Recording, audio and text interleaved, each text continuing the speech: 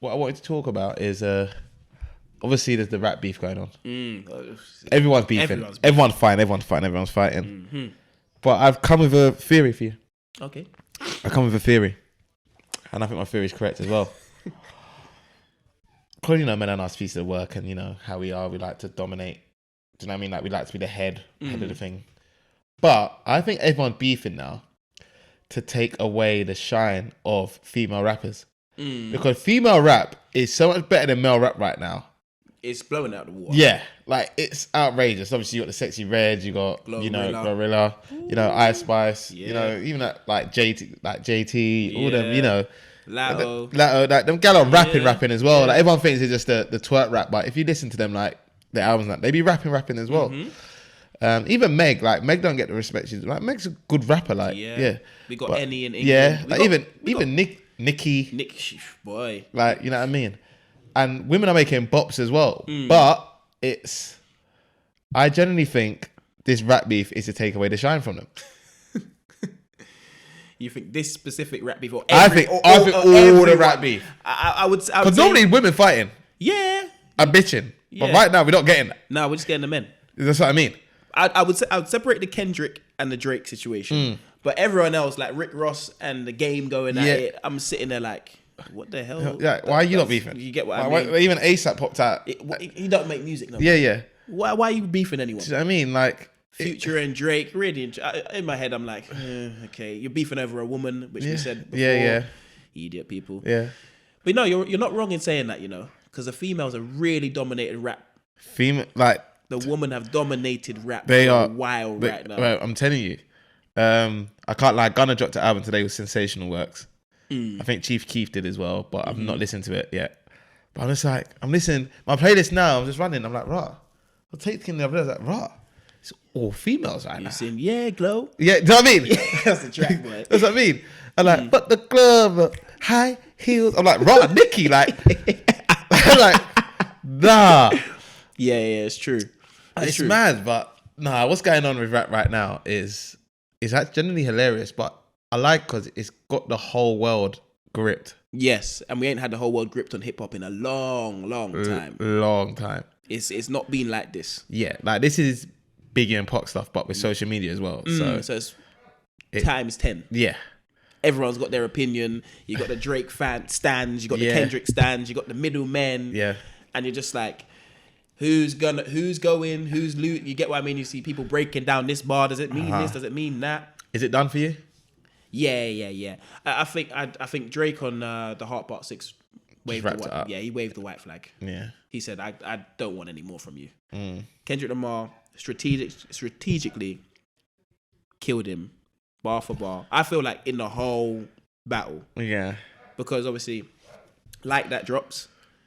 Drake then comes back with push-ups and tailor-made freestyle. And then he's in those songs he's telling Kendrick drop. Yeah. And he waited 2 weeks. Then Kendrick comes up with Euphoria. Yeah. Which was a sensational track. Then after Euphoria comes out, you got Kendrick dropping again with 616 in LA, which is a Drake thing. Drake always drops those those timestamp tracks. And then you got Drake coming back with Family Matters. Yeah. But when he came back with Family Matters, Kendrick 40 minutes later kills him with Meet the Grahams. Yeah. And then Kendrick comes with Not Like Us, and he got the whole world crip walking. Yeah. And after that, Drake didn't have a stand a chance because Kendrick did what Drake usually does, makes the club banger. Yeah. So, nah, man, it was just interesting. But I feel like the world's really covered it, really and truly. I think everyone spoke about it. But for me, everyone must hate that brother. Oh, we said that before. Remember like a few weeks ago? Yeah. We said, why does everyone hate Drake? Yeah, everyone generally hates him. What has he done? I need to know what he's really, really done to me. I want to know. But what kills me is he's given everyone hits. So everyone that's beefing him, he's giving them their best hits. Yeah. Really and truly. I'd say so. Yeah, near enough. Because him and Future definitely... But Future said, but Future Dirty Sprite too. Nah, Drake's definitely giving them their best hits. His best hits? Yeah. Drake giving Future his best hits. Come on, man. That album alone, man. What a time to be alive. No, but come on. What... Dirty Sprite too, that whole album is sensational. Yeah, it's great stuff, but... Okay, Mask Off. Yeah, but again, the whole album, What a Time to Be Alive. No, but you're saying the whole album. Yeah. The hits. Yeah, that whole album. And the whole album is a hit, I understand. But the hits, the Yeah, main like feature songs. What, Mask Off and that? March Madness. Yeah, March Madness is probably Future's best song, but if we're going to go Future, you thinking, what's that one? The Percocet and the Stripper joint? No, That's but what's that Drake Future tune? Which one? Of what song? Of what album? It didn't even an album, I think it was a hit. Working on the weekends like usual. What's that? Too much. Yeah. What's the name of that song? I can't tell you. Yeah. Again, Drizzy. Yeah. Rick Ross. Do you know what? Rick Ross and Drake's partnership is crazy. So for him to turn on him, Metro Boomin as well. But I wouldn't say he's giving Rick Ross his best hits because Rick Ross on Amsterdam, the whole album's crazy. It's crazy, but he's got Aston 16. Martin music. No, because he's got 16. Come on, the songs that... Yeah, but no, they're hits to us. 16 should be a hit to everyone. No, Three Kings with Dre and Jay-Z. But you're deep, they're hits to us. Like Three Kings that they're not getting paid for. Like, we're talking about... When I say this, I mean it's rude, but if we're going to talk about to the white person... But Hold On, We're to Going the club, Home is to the club. Hold On, We're Going Home is a hit to the white person. Yeah, but that's what I'm talking about. Okay. Like, I know that I could go to like, Aston Martin music and they'll sing Drake's part, but I won't be able to sing... They won't know anything else. Yeah, like exactly. But that's the hook though. Drake always used to kill hooks. Like A$AP Rocky. What? Which one with Drake? Because Goldie is one of probably his biggest hit, or Praise the Lord with Skepta. I love bad bitches. That's my fucking problem. That's got Kendrick on it as well. Yeah, I know, but and 2 Chainz. Yeah, but come on, like it's Drizzy. It's Drizzy. But you know, Drizzy makes these songs though. Yeah.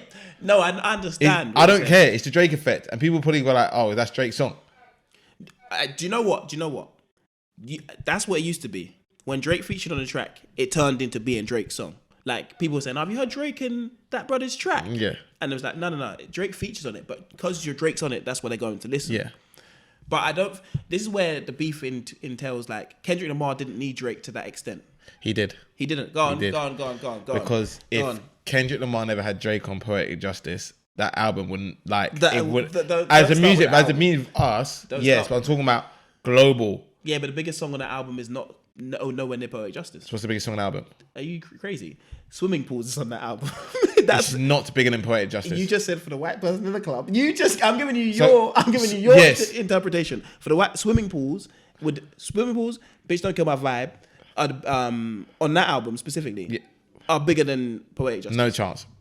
Poetic Justice. Swimming Pools was the biggest. Swimming Pools was a single. Was the hit on the album? No. Poetic Justice. I know what Poetic Justice is. Yeah. Come on, bro. Bitch Don't Kill My Vibe is better than Poetic Justice. Money Trees is better than Poetic Justice. They are better tracks. But I'm talking about the biggest track. No, Poetic hit Justice. wise, I don't think Poetic Justice got a music video. Bitch Don't Kill My Vibe, bro. On that album, song for song, track for track, it might be one of the best albums ever. Correct, but what I'm saying is Poetic Justice isn't the biggest hit. No, it's the biggest hit, bro. This is a question for the audience. Is Poetic Justice the biggest hit on Good Kid, Mad City? Yes. Incorrect. Because I can tell biggest hit globally. Don't answer like your own favorite track. In fact, answer your own favorite and then give us globally. But globally, Poetic Justice is nowhere near the biggest hit on that album. And he had Section 80 before that. He had To Pimp a Butterfly after that. Yeah, but again, Drake gave you the little elevation that you needed. Trust me, man. When you had the Drake cosign, you're gone. Bro, come on now. He had the cosign from Pharrell. Drake's cosign is the biggest cosign. We can't deny this. No, bro. I'm not sitting here saying that we're gonna deny it. And you know me, I'm a Drake fan, but I'm not gonna say that Drake pushed Kendrick Lamar to the level where we knew he was gonna get to. He helped along the way. I'm not gonna say he didn't help along the way. Drake pushed all these man. J. Cole as well. He pushed J. Cole. Yeah, J. Cole one I can agree. No, I can't. No, you can. I can't. Do you know why I can't? No, I can because Friday Night Lights has got In the Morning on it and it's featuring Drake. Drake cosign is the greatest thing ever, bro. I don't know how you can spin it as much as you want. No. I'm not saying it's not. Right now in music, not right now. 3 years ago in music, I think Drake cosign, yes.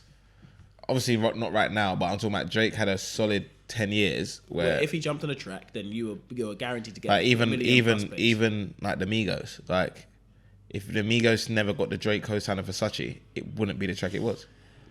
But what I'm gonna ask you here, The Migos album, Migos after that, they made way better tracks and bigger hits. What's Migos' biggest hit? What do you call it? Bad and Bougie. Bad and Bougie. But I'm not saying that. But I'm saying the Drake cosigner of Drake sending you off to the moon. Drake basically gives you the fuel, and then you drive your ship wherever you want to. Like Block Boy JB, you either take it, you try and die with it, or you take it that way or that way. That way. Do you know what I mean? And he gave you the fuel. No, I'm not saying he didn't. Like, but I'm also saying in certain rappers' cases, you're telling me they wouldn't have got to where they were. Is that what you're saying? I genuinely believe correct. You don't think that Kendrick Lamar would be as big as he was without Poetic Justice? Because that's the only real feature. I genuinely don't think. And I love them both. I don't think Kendrick... Without that one song... Without the Drake cosign, I don't think he goes... I think that's why people hate Drake.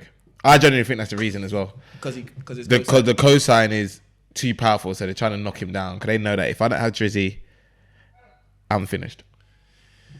I'd say... I'd agree with you to an extent, but not on certain people. Certain people were going to get to where they were going to get to regardless. I'd agree with you if you said like the British rappers to an extent where he jumps on their tracks and the American listeners, Canadian listeners start listening. But I wouldn't say that Drake affected certain people's rise to fame. He really did help loads, but I wouldn't say Kendrick. Like even when you talk about, we're talking Q. about, Schoolboy Q, but I'm talking about like, even when Kendrick was talking about the Atlanta rappers, you know, all the Atlanta rappers, like really and truly, the Drake cosign has got them all to where they are. Little Baby, all them man, like. Yeah. Young. I wouldn't agree with the Future one, and I wouldn't agree with the Young. Future Thug. was already doing this when Drake, because I known Future before Drake. Yeah, and I wouldn't agree with Young Thug either. Thugger, I wouldn't agree with either, but the rest of them, like, he was talking about who, like, even 2 Chainz, even to this point, the 2 Chainz. Yeah, it's true. That's right. With No Lie. 2 Chainz got a lot of songs featuring Drake though. Yeah. But 2 Chainz feels like if he doesn't have a feature on his project, it's not going to be a good project. That's what I feel like sometimes. Nah, what's that one? What's I know which one you're talking about. The one that LeBron James won. The one that him and LeBron James did. Yeah. That's a great project. That's when he was rapping. I never heard him rap like that before. So, nah, man. You're right in the you're right in the cosign phase. Like Drake is the biggest cosign in music. Outside of Beyonce. Yeah. And Chris Brown. I'd say if Chris Brown's... Nah, you know what? If Chris Brown's on the track, I probably ain't going to die to listen. But if Drake's on the track, I'm going to listen. I want to hear his verse. I've missed a lot of Chris Breezy tracks. Yeah, because he brings out fucking 50-song albums. What a life, eh? What a life. But yeah, man. Music's so funny. Music's all in tatters. The world's in tatters, really and truly. Yeah, man.